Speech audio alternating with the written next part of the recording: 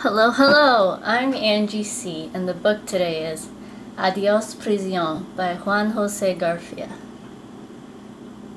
This was a very eye-opening book. Before I say anything else, I need to make a disclaimer that I'm not very knowledgeable in the circumstances and the politics and the setup behind the situations that this book was written upon, so I hope I don't offend anybody with anything that I say. Because this is a real story. All of these, everything you read here is truth. Juan Jose made this book as a collection. He doesn't claim sole credit for it. There's 6 stories that are put together, and there definitely are unique voices despite being translated. And it was very educational because this is a collection that is put together in prison. These men wrote this when they were in prison, and it was a collaboration, and most of the men told the stories orally, and Juan Jose wrote them down and produced this book. So it was eye-opening. Let's go back to that. Because I'm so sheltered, I feel most of us are, from the circumstances and the realities of what goes on in these places, and there's just no way for me to know realistically what it's like. So books like this is as close as we get to hearing these voices and getting descriptions of what things are like, because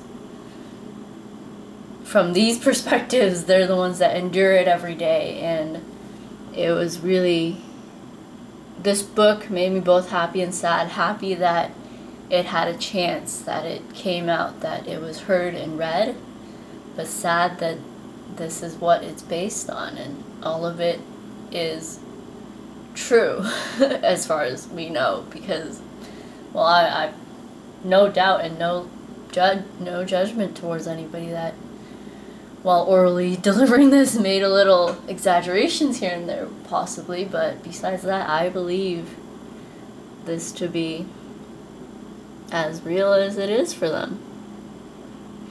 So when I read these very strong choices of words in there, it just hits me over and over again that this isn't fiction, because this could very well sound fiction if you weren't told that it was.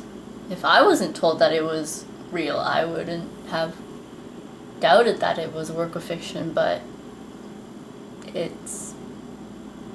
is real.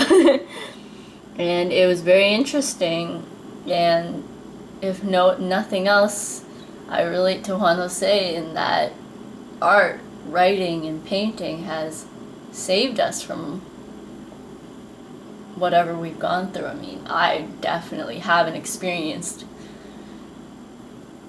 all the things that he's described, but personally, I think everyone's trapped somewhere or other at some point in life or another. And I'm really glad that writing and painting and just art in general could be such a liberating thing for so many people. And that just goes back to what this channel means to me, is a hug in a better place. That's what books are to me, so I really wanted to share that. And yeah, it was really interesting because he set up starling, which is a bird, as the narrative that overlooks everything and that overhears all of these stories. So he has put in a creative frame, and that was very nice. And all these events are just, I get caught up in them. I get excited, I get sad, I get scared, I sense the intensity of all the emotions and all the events that are happening, and it's written down so you could read it a lot more slowly, but at the time of, I just imagine these men just going, because this is about escaping. They're fighting, they're just going for it. And it's hard because it is so foreign to me. So sometimes it is hard to grasp and hard to imagine and hard to wrap around what it must feel like to be there. Because at the end of the day, it is life and death for these men. It's more than the story itself, because there's the background and everything else that comes with it. So it was just really great that this book is written and published and translated, because originally this was in Spanish, I believe. So I'm really glad that it got translated to English so that I could read it and enjoy it and learn from it and know from it. And it's just one of those books that hit you and you realize how much bigger the world is and how much bigger a book can be, because the stories are bigger than these 6 men's identities. This is a glimpse of all these thousands and however many men that are in the system, have gone through the system, and have sadly died from the system. And it was great to hear all these different perspectives and all these different voices come together, because I love the introductions in this book, because that's from Juan José, and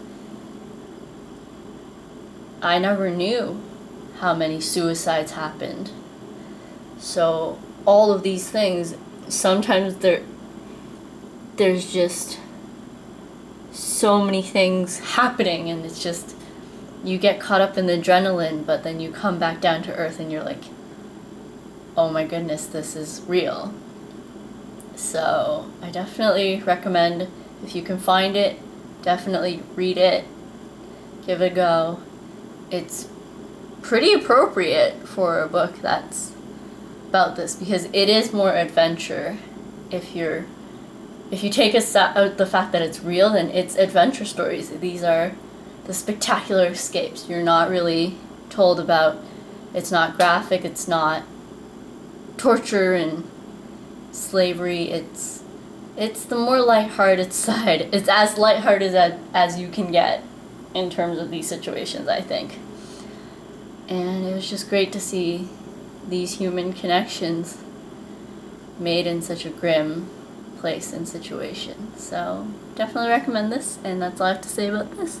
Thank you for listening to another episode of A Hug in a Better Place, and I will talk to you next time. Bye now.